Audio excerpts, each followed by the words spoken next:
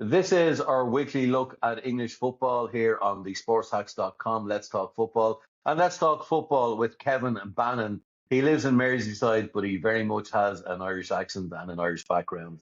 And he is of Ireland, as they might say. Speaking of things English, Palace, as we know, the Palace is something that we always associate with London.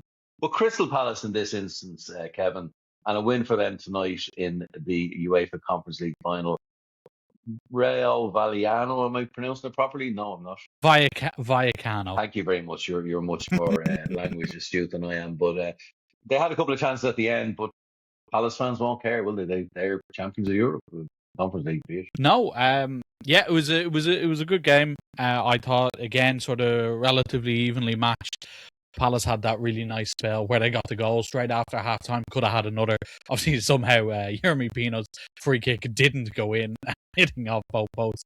But the goal comes from the best player on the pitch, Adam Wharton, driving forward, taking the shot, and then Mateta does what every good striker should be doing. He's in the right place at the right time to finish off.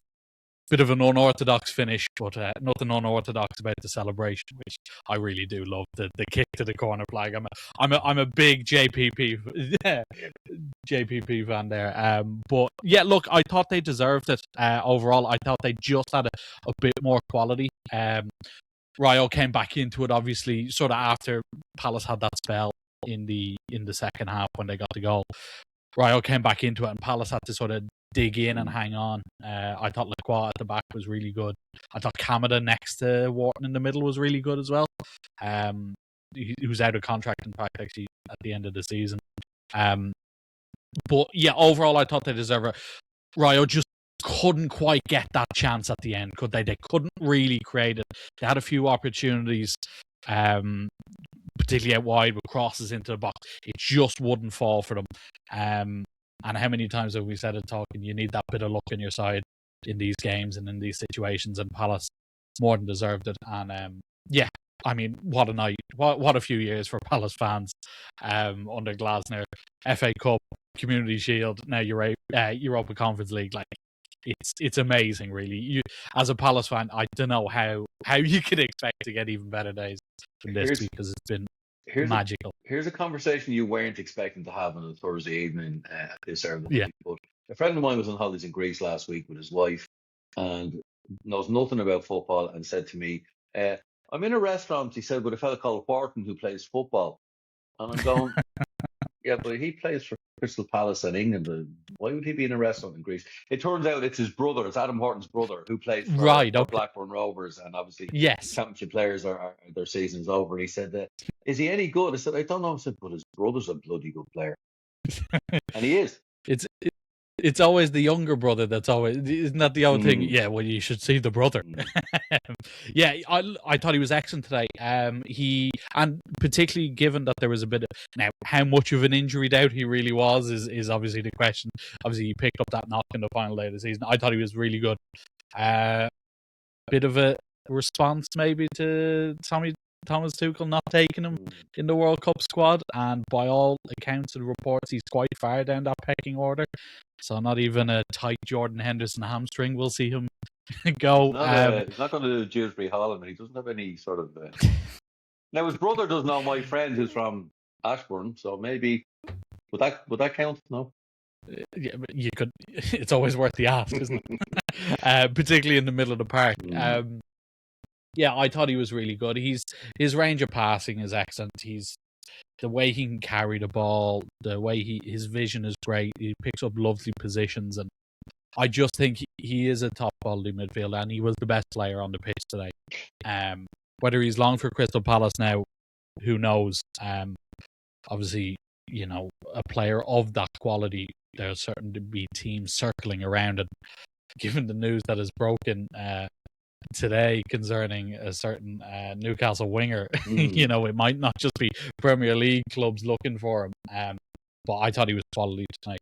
And like I said, I thought Kamada in beside him was really good as well. But Adam Wharton, I mean, it'll be interesting to see where he goes to his next move. It seems like as though City are sort of set on Elliot Anderson, who I quite like Anderson, but I don't know. I think he'd be better at United. Anderson, maybe. Maybe. I think he's. I don't know. I just feel like Adam Morton has that extra bit of quality. I know Anderson has been really, really good this season, and he will start for England in the World Cup. I just feel like there's just a bit more about Wharton. I feel like he's a bit technically better than him, and so I'm really interested to see where he goes next. He could even stay at Palace. Who knows? But Unlikely. Unlikely. Yeah. One man who definitely will not be staying at Palace, and early in the season he accused his own board, heard in the country tonight, he accused his own board of jeopardising the squad, abandoning the squad. Everybody expected, heard in Premier Sports, everybody expected him to be sacked. Oliver Glasner is leaving, but he's leaving on a high. I mean, what a turnaround. Yeah. What a manager, really, when you think about it. He's brilliant. Like, considering where they were when he came in, what he's done, like I said, an FA Cup, a Community Shield, and now a European trophy, having already won the Europa League with Eintracht Frankfurt as well a few seasons before that. I think he's top class. I know a lot of people aren't a fan of that sort of three at the back with the wing backs, but I think it works so well, and they can be so good on the counter attack with those wing backs in Mitchell and Munoz. And I do wonder. I know there was sort of talk earlier on in January that United were sort of looking at him, man, because his system is obviously similar to the one Ruben Amorim played, but it was better, obviously, undoubtedly. Yeah, I do wonder where he'll go. He might fancy another crack at the Bundesliga. There's not off the top of my head, there's many jobs going there. Obviously, Company is steadfast at Bayern. You've Nico Kovac at Dortmund. Leipzig have had a good season as well. So I do wonder where he does go from here. You feel like he's destined to sort of take that next step up from Palace into a slightly bigger club, because the argument is now is like, what else can he do? You know, what more can he do with Crystal Palace? Maybe qualify them for the Europa League via the league, maybe even Champions League. Who knows? Everyone seems to be getting into Europe and the Premier League these days. But I do wonder, it'll be interesting to see where he goes next, because I feel like he has to have buy-in quite early from the club. And as you said, he can be a bit prickly, and to put it one way, you know. So I think if you're a club and you go to appoint him, I think you need to know what you're getting into, and you have to trust him, because he has delivered, particularly in these last two jobs. So sometimes it may not work right away, because when he came into Palace, it wasn't immediate. Yeah, sometimes you have to just close your ears and close your eyes and just let him get on with it and see what happens there. I noticed, by the way, I was looking during the week, Robbie Keane has disappeared off their betting list. I think he's 12th favourite now. He was favourite not so long ago, so to replace last for Palace. Yeah. Maybe that was Celtic. Maybe that wasn't the tallow branch of a certain bookmaker. Yeah, I have a feeling I wouldn't be surprised if Keane goes to Celtic, because he has officially resigned, hasn't he, from Ferenc Faros? No, he's now. He has, and he's involved in Soccer Aid, which will be a TV spectacle if nothing else in the days. But we'll come back to that another day, as they say. I find this bizarre. So Aston Villa have won the Europa League. Yes. Crystal Palace have won the Conference League. Yes. So why not just go for the hat-trick and say Arsenal are going to win the Champions League? Kevin? I mean, biggest, greatest league in the world. Isn't that the thing? They have a chance. Of course they have a chance. They'll be buoyed by winning the title. We've talked about that. I think PSG, for all their talent and all their quality, can be got at. Particularly, I think Hakimi has been confirmed to be out, which is massive. Because he is, if he's not the best fullback in the world, he's the second best fullback in the world, because the best fullback in the world is Nuno Mendes on the other side. So the thing I think Arsenal need here is they need to have a game plan going in to try to exploit those spaces, particularly when PSG lose the ball. There will be gaps between that midfield and defence. Marquinhos can't move as fluidly, let's say, as he once did, and Pacho, still a young defender, a lot of promise. I'm a big fan of him, but still is prone to a few mistakes in terms of inexperience. I don't trust Safin up in goal. It's different to last year when they had Donnarumma, who obviously, particularly in the Arsenal semi-final, I remember one save he made from Odegaard in the leg in Paris was an unbelievable stop. But the danger, of course, for Arsenal now is like just we've seen PSG in full flow, and when they're in full flow, it doesn't matter how good you are defensively. You will not have an answer for Kvaratskhelia. You will not have an answer for Ousmane Dembele. And whether it's Doué or Barcola, they're so difficult to do. It kind of doesn't matter. And then you come to the midfield, and Fabian Ruiz is suddenly fit and looking like the glorious footballer that he always is. You've João Neves and Vitinha just making it tick along. And like I said, then you've Mendes bombing along that left-hand side. Like I said, the Hakimi piece is definitely a factor, and I think if he goes with Calafiori along that left-hand side, he can have a lot of joy, particularly if he drops Zaire Emery in there, who's obviously not a natural fullback, but can do a job. I think he'll be interesting, but I think, as we've sort of seen in these two other European finals, I think the team with that extra bit of quality in the attacking areas will eventually win, because I know there's so much to talk about with football and tactics and systems, and at the end of the day, usually the team with the better players wins. And for my money, PSG have the better players on an individual level to Arsenal. Do Arsenal have to look at this almost like a match in the schoolyard where you score, we score, you score, we score, you score, we score? Like, I don't think they can, because I don't think they have the firepower to match up with PSG. I don't think it's different. For me, it's different to the PSG Bayern semi-final, when that was basically the case, the 5-4 in the first leg. Arsenal don't have the attacking prowess for me to do that. I know Saka finished the season well. Gyökeres looks more comfortable. You've either Martinelli or Trossard along that left-hand side. You can always pop up, but it's not exactly Elise, Kane and Diaz. It's not Kvaratskhelia, Dembele and Doué. I think Arsenal's best chance is to do what they've been doing all season. Make it physical, make it tight, play to their strengths from set pieces, sprinkle that extra bit of quality in the middle and hit PSG where they can be vulnerable. And they, like I said, they can be vulnerable. It's just making the most of opportunities when they present themselves, because they're rare. You've got to think PSG are going to score. Yeah, I mean, it's not that it's a given. And don't get me wrong, like, Arsenal have had the best defence probably in Europe this season, but sometimes you just can't defend this quality of player. It's as simple as that, particularly when they get going. I'll be very interested to see how they deal with Kvaratskhelia in particular along that left-hand side, because Ben White, I think, is struggling a bit with fitness. Timber, I think, is an excellent footballer, so he could come in and do a job there. I'm really looking forward to it. I will say, I am really looking forward to it. I know it's your sort of classic clash of styles here. Part of me thinks Arsenal will just really just grind a 1-0 win out of this and make it really frustrating. And then another whole different part of me thinks Enrique is about to remind everyone once again why he's the best manager in Europe. It could go either way, but I'm slightly leaning toward the Enrique. It could, yeah, it could be a classic, and let's hope it is a classic, because I think these two teams playing against each other in the Champions League final deserves to be a classic. You alluded to it there, but Europe is sorted for next season. Everybody bar Brentford, it seems, nearly in the top half of the table is going to Europe. Yeah, and they're a bit unlucky as well, because they had that. Ouattara had that chance right at the end to sort of, with the header right at the end that he missed, and that would have put them in.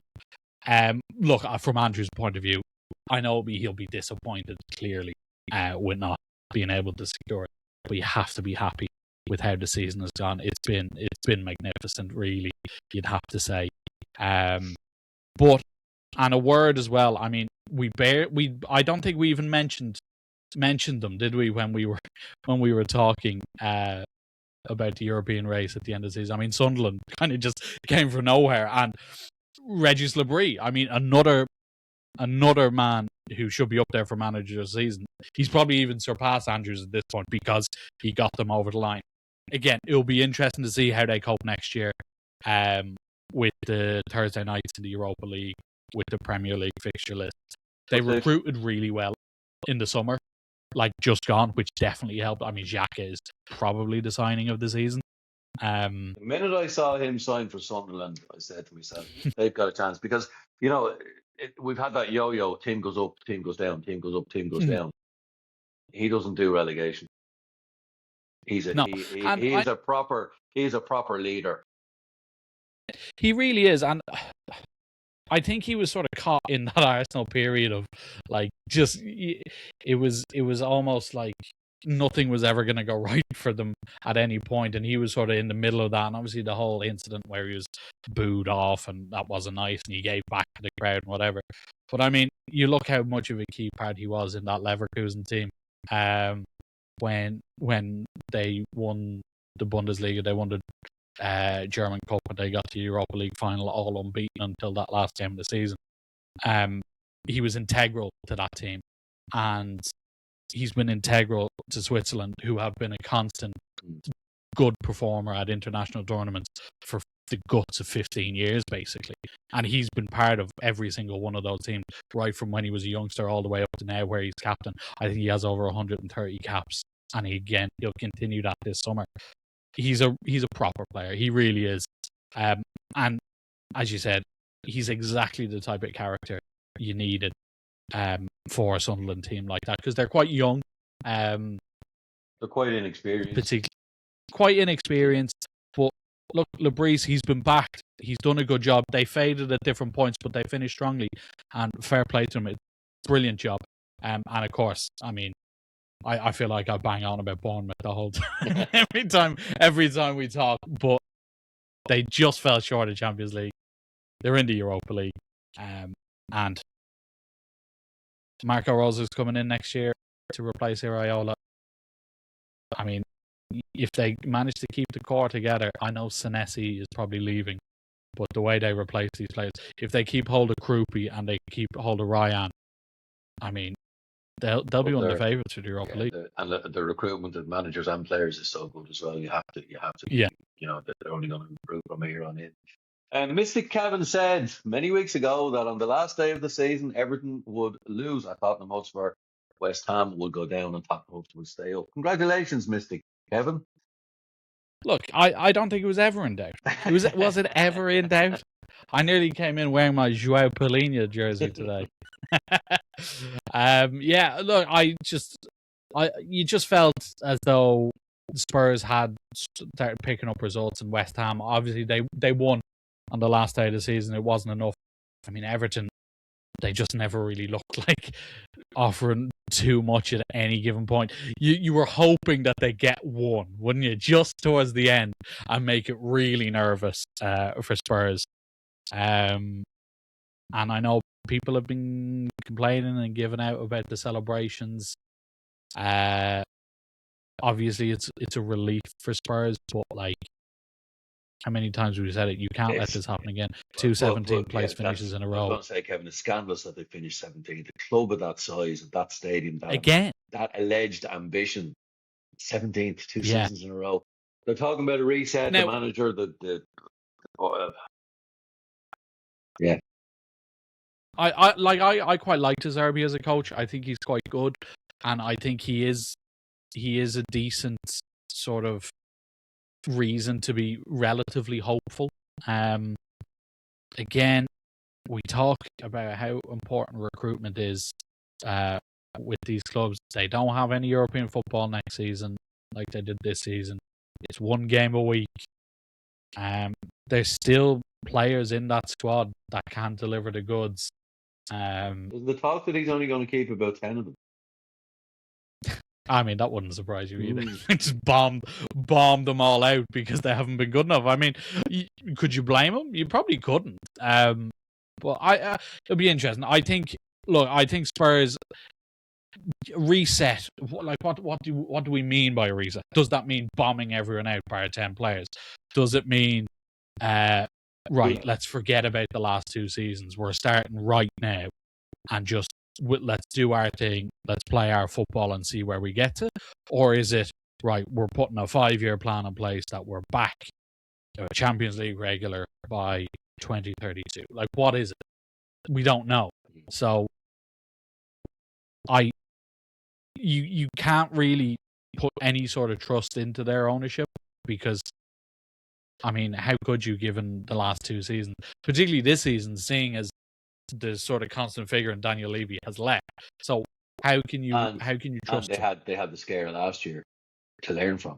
Yeah, I mean, is the argument that they should never have sacked Ange? Let's not get into that. Let's not get into that. I think it's a very early prediction. I don't think they'll be anywhere near the relegation zone next season. I just think one game a week under De Zerbi, he was a good enough coach. He was a good enough coach at Brighton to get them in amongst the European spots. Spurs will be able to invest a bit more. I just think it's a blip.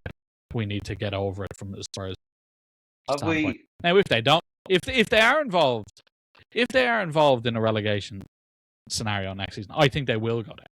If that makes sense, because you can only get lucky a few times.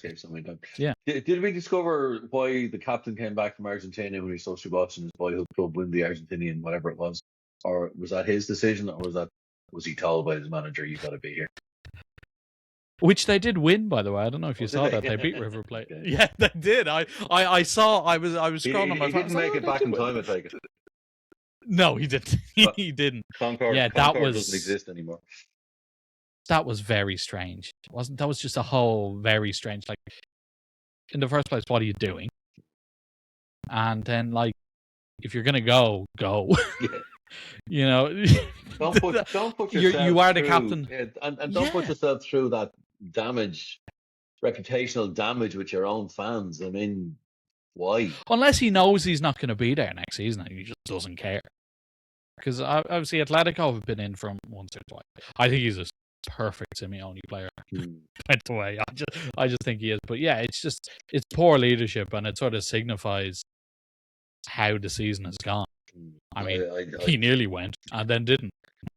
I'd love to know who brought him back. Was it him? Was it De Zerbi? Did De Zerbi grab him by the ear? You never know. And we may never put it past him. Can I give you my pet hate of the weekend? Please do. And we'll have a chat with this, and then we'll close out, seeing as there's no more Premier League football this weekend, but we do have Arsenal to make it a hat trick for English clubs. Can you explain to me, Kevin? Maybe I'm just too long in the tooth and too old and too taken with if a football match is for 90 minutes or 95 or 100 as it tends to be these days. It is all-out war for those 90, 95 or 100 minutes.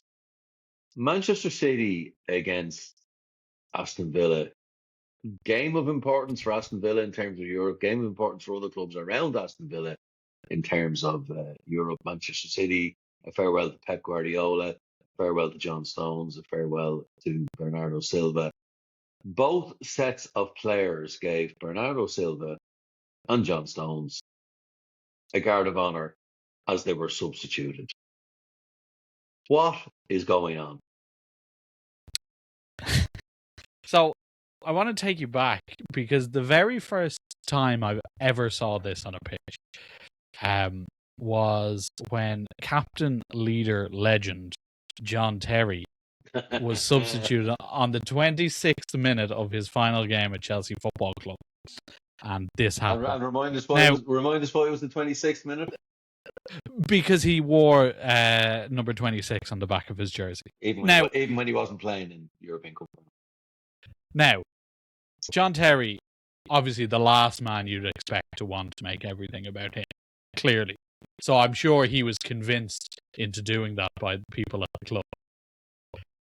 It's nonsense. I completely agree with you. It's nonsense. As much as John Stones and Bernardo Silva are Manchester City legends, It's nonsense. You're right. Villa, you say it was a game of importance for Villa. Judging by the comments on social media by Ollie Watkins and Tyrone Mings, I don't know how much they were quite aware of the importance, given the fact that they seemed quite surprised at how they seemed to get on just a few days after winning the Europa League.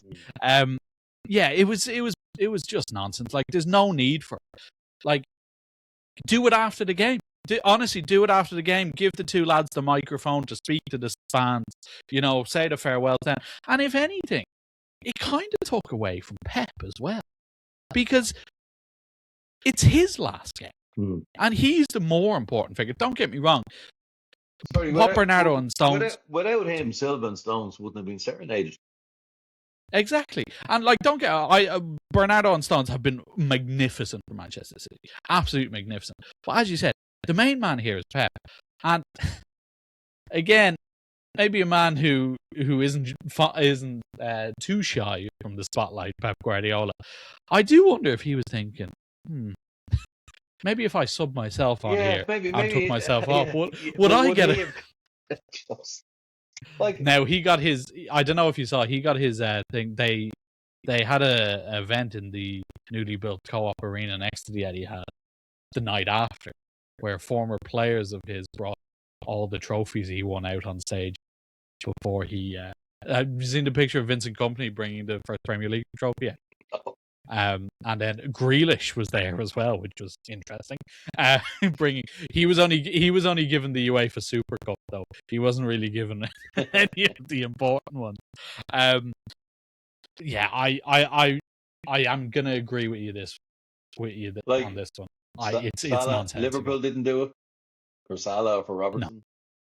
No, it's nonsensical. It's just the Everton fans didn't even stay around for Seamus. Well, a lot of the Everton fans didn't stay around for Seamus Coleman, and then Seamus's biggest contribution in his final game at Everton was to get involved in a little bit of an exchange of views on the sideline. I mean, it's like how can Manchester City, did Pep Guardiola approve it? I doubt it.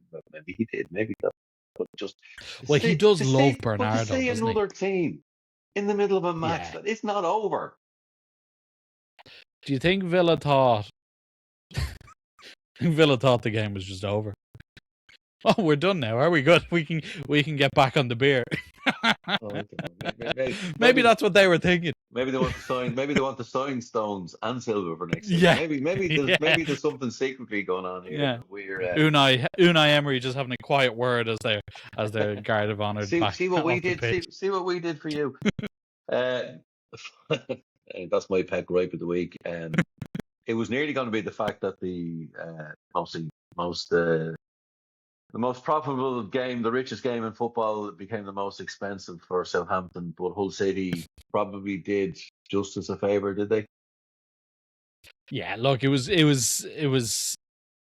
good to see them go up. I know Middlesbrough will be kicking themselves, particularly given the manner of the goal they conceded. It's a really poor goal to concede. That late was 95th minute, and the ball comes in. And Bryn, the goalkeeper, you have to hang on to it. Simple, you have to hang on to it. And fair play to Ollie McBurney. He's there. Another man who's had a great season, who's not going. Another man snubbed for the World Cup. Who's not going to the World Cup with Scotland. Now, I think there's a few other things going on there. Well, I think he's no room left for a World Cup tattoo. Yeah, but like he also, I think Clark has sort of questioned maybe his commitment and attitude in the past. I think there's a bit of friction there. But yeah, look, fair play to him. Do you remember when they very first came up? Was it 2008, 2009 maybe? And they had that Brazilian Giovanni who kept throwing those absolute screamers against Arsenal and Spurs. It's going to be a massive ask for them to stay up if you look at that starting 11. I mean, from an Irish perspective, obviously, great John Egan, heart of defence, another really good game. In there, you've Ollie McBurney, Semi Ajayi, who's an experienced championship player, Ryan Giles, these type of players. They're going to need a big summer. I mean, do you say to Jared Bowen, come on home from West Ham? Do you say to Liam Delap, you had a loan spell here a few years ago? Do you fancy coming back? Does the owner dip into the Turkish Super League and pluck a few players from there. Yeah, look, they'll obviously be massive favourites to go down straight away. So it'll be interesting to see how they get on. Well, fair play to them. Yeah, they can't buy Xhaka from Sunderland. He's not going to leave Sunderland at this No, stage. who is next season's Xhaka? Bernardo Silva at Hull City. Now that would be... No, he's going to Villa. I'll tell you, him and John Stones. Kevin, as always, it's been a pleasure to discuss Premier League football and English football over the last few weeks, and we will keep this going over the summer as best we can. There's a World Cup to look forward to, and I'd say the transfer market is only going to be epic this summer somehow. Once all these guys get back, Hull City in the Premier League, and the good news is that Phil Brown isn't the manager of Hull City anymore, and he won't be doing any sing-songs in the middle of the park, and he won't team up the park. Are you old enough to remember that? Oh yeah. Yeah. And funnily enough, I have in the last 2 seasons commentated on 2 games that Phil Brown has been in charge of for the opposition against the club I work for. First, he was looking after Kidderminster Harriers last season, and he was in charge of Peterborough Sports this season. So I've seen him up close and personal. Did he sing? He did. No. Did he give a team talk on the pitch? No, he kind of mainly just shouted from the technical area for about 90 minutes. So, yeah. And how did his teams do?